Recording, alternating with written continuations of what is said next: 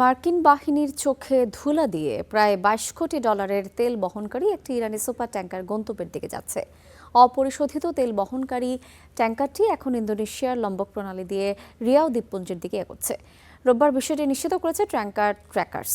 তেল পরিবহনকারী নৌযানের অবস্থান নিয়ে কাজ করার প্রতিষ্ঠানটি এক্স পোস্টে জানিয়েছে, ইরানের সরকারি ট্যাঙ্কার সংস্থার একটি ভিএলসিসি সুপার ট্যাঙ্কার মার্কিন নৌবাহিনীকে ফাঁকি দিয়ে সুদূর প্রাচ্যে পৌঁছে গেছে। ট্যাঙ্কারটিতে রয়েছে ১৯ লাখ ব্যারেলেরও বেশি অপরিশোধিত তেল।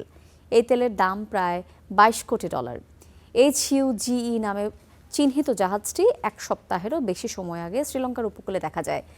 এটি এখন ইন্দোনেশিয়ার লম্বক প্রণালী দিয়ে রিয়াও দ্বীপপুঞ্জের দিকে অগ্রসর হচ্ছে। সামুদ্রিক ট্যাঙ্কারের তথ্য অনুযায়ী ট্যাঙ্কারটি ২০ মার্চ মালাক্কা প্রণালী থেকে ইরানের উদ্দেশ্যে যাত্রা করার পর থেকে অটোমেটিক আইডেন্টিফিকেশন সিস্টেম সংকেত পাঠায়নি।